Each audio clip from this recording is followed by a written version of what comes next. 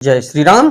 आइए चलते हैं हम आपको फिर पुनः लेके अपने वीडियो अपने चैनल के माध्यम से प्रभु श्री राम के रामचरितमानस की कथा तृतीय सोपान अरण्य कांड में जो कि देखा जाए तो ये कथा चल रही है कि प्रभु श्री राम 14 वर्ष के वनवास के दौरान निकल चुके हैं। उसके बाद भरत भैया को राजपाट सौंप के और गुरुओं का चरण वंदन करते हुए अत्रि मुनि के आश्रम से होते हुए अगस्त मुनि से मिलते हुए चले आए हैं।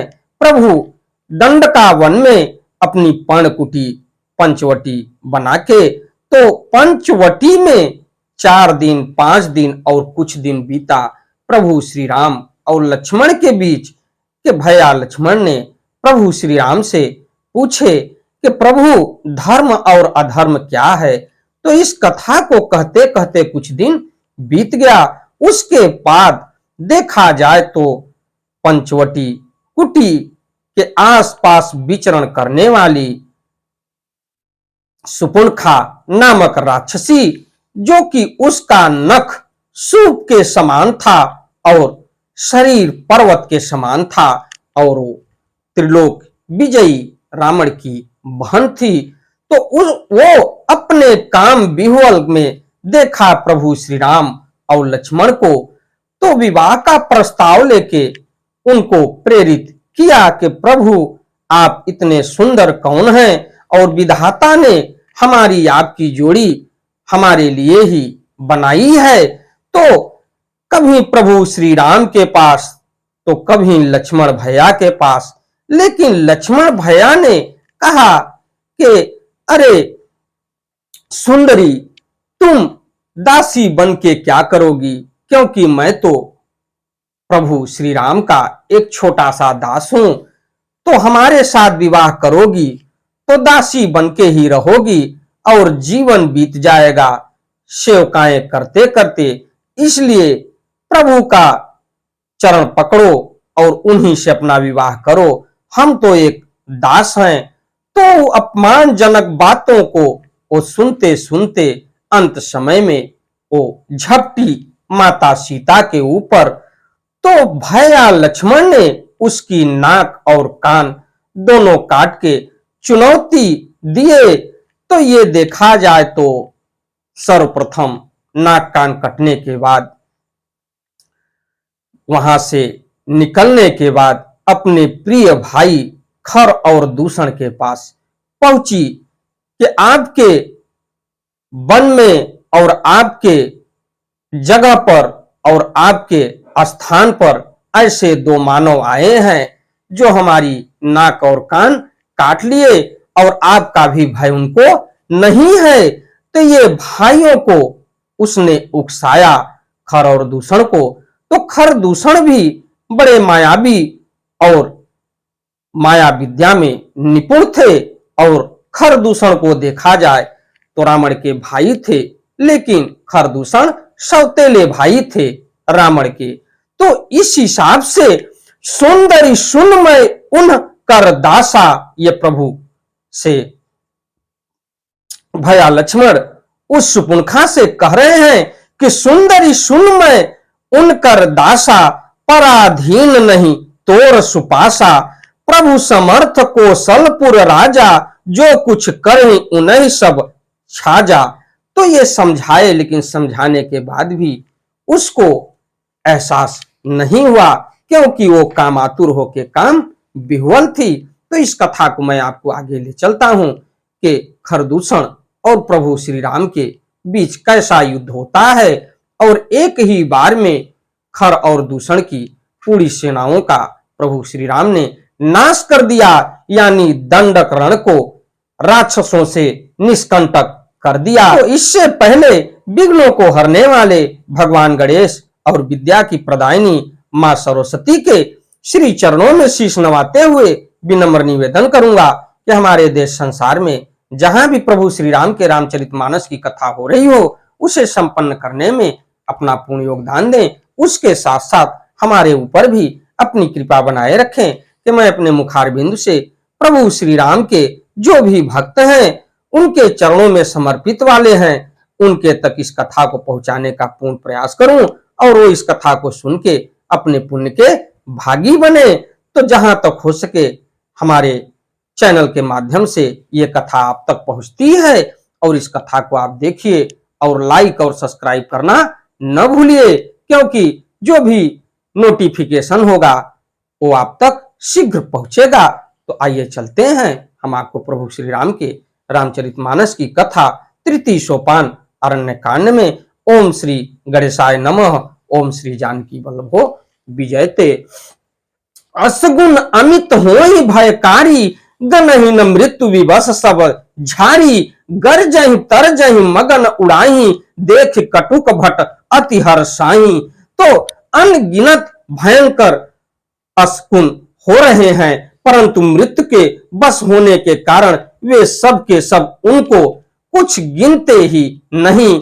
गरजते हैं और ललकारते हैं और आकाश में उड़ते हैं। सेना देखकर योद्धा लोग बहुत ही हर्षित होते हैं। तो उसके बाद देखा जाए तो ये स्थिति बन रही है कि सुपुर्णखा आगे आगे चल रही है और रास्ता बताने के लिए अब पीछे पीछे खरोड़ दूषण के राक्षस चल रहे हैं युद्ध करने के लिए। तो को कह जियत धरहु दो भाई, धरि मारहु तिय लेहु छड़ाई। धूरी पूरी नभ मंडल राहा, राम बोलाई अनुज सम सन का कहा।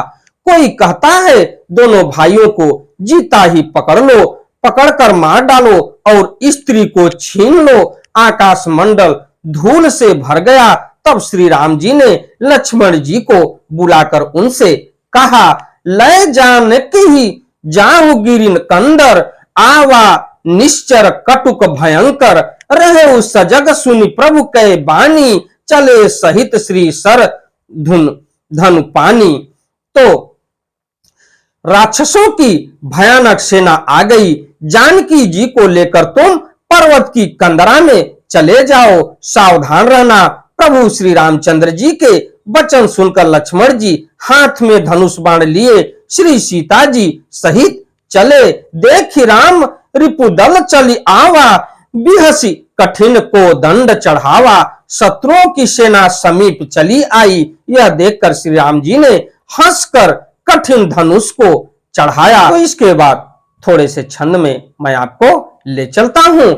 को दंड कठिन चढ़ाई, सिर जट जूट बांधत सोह क्यों। मरकत शयल पर लरत, दामिनी कोटि सो जुग भुजग ज्यों। कटि कसिनि संग विशाल भुज, गहि चाप विशिख सुधारी कै। चितवत मनहु मृगराज, प्रभु गजराज घटा निहारी कै। तो कठिन धनुष चढ़ाकर सिर पर जटा का जुड़ा बांधते हुए प्रभु कैसे शोभित हो रहे हैं, जैसे मरकत मणि पन्ने के पर्वत पर करोड़ों बिजलियों से दो सांप लड़ रहे हैं और चिंगारियां निकल रही हो। उनके लड़ाई को ऐसा लग रहा है जैसे आकाश मंडल में कोई आपस में ऐसे मणि के लिए लड़ रहा हो और सारे मंडल में एक तरीके से देखा जाए तो बिजली की कड़क चमक रही है, ऐसे प्रभु लग रहे हैं।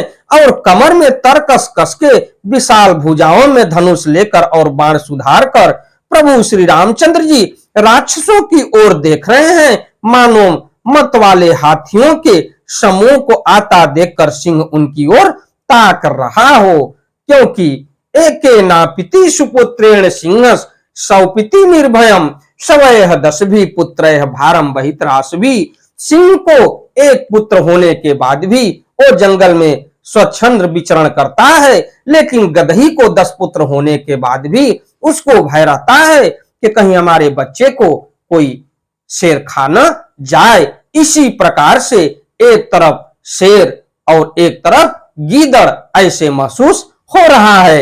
आई गए बग मेल धरहु धरहु धावत सुभट, जथा बिलो की अकेल बाल रवि घेरत दनुज। तो पकड़ो पकड़ो पुकारते हुए राक्षस योद्धा बाग छोड़कर बड़ी तेजी से दौड़े हुए आए और उन्होंने श्री राम जी को चारों ओर से घेर लिया।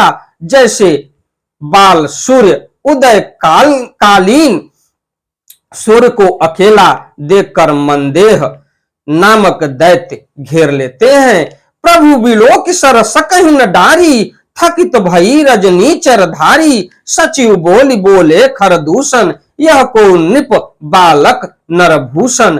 सौंदर्य और माधुर्य निधि प्रभु श्री राम जी को देखकर राक्षसों की सेना थकित रह गई। वे उन पर बाण नहीं छोड़ सके। मंत्री को बुलाकर खरदूषण ने कहा, यह राजकुमार कोई मनुष्यों का भूषण है और नाग असुर सुर नर मुनि जेते, देखे जिते हते हम केते। हम भरी जन्म सुनहु सब भाई, देख नहीं अति सुंदर ताई। तो ये राक्षस आपस में बात कर रहे हैं कि हमने तो बहुत प्रकार के मनुष्यों को देखा, लेकिन इतना सुंदर मनुष्य आज तक हमने नहीं देखा। जितने भी नाग असुर देवता मनुष्य और मुनि हैं, उनमें से हमने न जाने कितने ही देखे, जीते और मार डाले। पर हे सब भाइयों सुनो, हमने जन्म भर में ऐसी सुंदरता कहीं नहीं देखी। यद्यपि भगिनी किन्न कुरूपा, बधलायक नहीं पुरुष अनूपा। देहु तुरत निज नारी द्वराई, जियत भवन जाहु दो भाई। यद्यपि इन्होंने हमारी बहन को कुरूप कर दिया, तथापि ये अनुपम पुरुष वध करने योग्य नहीं है। छिपाई हुई अपनी स्त्री हमें तुरंत दे दो और दोनों भाई जीते जी घर लौट जाओ।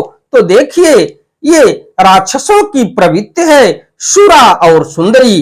तो राक्षसी प्रवृत्ति के वजह से वो दोनों भाइयों को छोड़ने के लिए तैयार हैं, लेकिन माता जानकी को अपने साथ ले जाने के लिए हट कर रहे हैं। ये देखिए कि राक्षसी प्रवृत्ति यही होती है। तो मोर कहा तुम ताकि सुनावहु, तासु बचन सुनि आतुर आवहु। दूतन कहा राम सन जाई, सुनत राम बोले मुस्काई। तो प्रभु श्री राम मुस्कुरा के बोले कि मेरा यह कथन तुम लोग उसे सुनाओ और उसका वचन उत्तर सुनकर शीघ्र आओ। दूतों ने जाकर यह संदेश श्री रामचंद्र जी से कहा। उसे सुनते ही श्री रामचंद्र जी मुस्कुराकर बोले, हम क्षत्रिय मृगया बन करही, तुमसे खल मृग खोजत फिरही। रिपु बलवंत देख नहीं डरही, एक बार कालौ सन लड़ही। तो हम क्षत्रिय हैं, एक बार काल से भी लड़ सकते हैं। तो ये प्रभु श्री राम कह रहे हैं कि रघुकुल रीति सदा चली आई, प्राण जाय पर वचन जाई। तो हम क्षत्रिय हैं, वन में शिकार करते हैं और तुम्हारे शरीके दुष्ट पशुओं को तो ढूंढते ही फिरते हैं। हम बलवान शत्रु को देखकर नहीं डरते, लड़ने को आए हो तो एक बार तो हम काल से भी लड़ सकते हैं। ये प्रभु श्री राम उन राक्षसों से कह रहे हैं। यद्यपि मनुज दनुज कुल घालक, मुनि पालक खल सालक बालक। जौन होई बल घर फिर जाहू, समर विमुख मैं हतहु न काहू। यद्यपि हम मनुष्य हैं, परंतु दैत्य कुल का नाश करने वाले और मुनियों की रक्षा करने वाले हैं। हम बालक हैं, परंतु हे दुष्टों दंड देने वाले, यदि बल न हो तो घर लौट जाओ। संग्राम में पीठ दिखाने वाले किसी को मैं नहीं मारता। ये प्रभु श्री राम कह रहे हैं कि अगर युद्ध करना हो तो युद्ध करो और नहीं लौटना हो तो लौट जाओ। मैं पीठ पर किसी को नहीं मारता। हमारी वीडियो, हमारी कथा आपको अच्छी लगे तो वीडियो को लाइक करिए, शेयर करिए, चैनल को सब्सक्राइब करिए, बेल आइकन दबाना ना भूलिए, जिससे हमारी कोई भी महत्वपूर्ण धार्मिक वीडियो आप तक शीघ्र पहुंचे। आपका दिन मंगलमय हो। अगली कथा और अगली वीडियो में मैं आपसे फिर मिलता हूं कि आगे खर और दूषण और प्रभु श्री राम से कैसी युद्ध होती है और कैसे मायावी बाणों का प्रयोग करते हैं प्रभु श्री राम। और एक तरीके से देखा जाए तो जिस जगह पर प्रभु हैं उस धरती को राक्षसों से विहीन करके फिर आगे प्रस्थान करेंगे। तो उनका मेन उद्देश्य यही है कि धर्म पर और अधर्म की दोनों की लड़ाई है, कि अधर्म पर धर्म की विजय का प्रतीक होना। तो चलते चलते एक बार प्रेम से बोलिए प्रभु श्री राम की जय हो, प्रभु श्री राम की जय हो, भैया लक्ष्मण की जय हो, भैया लक्ष्मण की जय हो, माता जानकी की जय हो, माता जानकी की जय हो। धन्यवाद। हमारी वीडियो देखते रहिए, लाइक करते रहिए, शेयर करते रहिए, जहां तक हो सके आगे बढ़ाने का पूर्ण प्रयास करिए और अपना स्नेह और प्रेम हमको इसी तरीके से देते रहिए।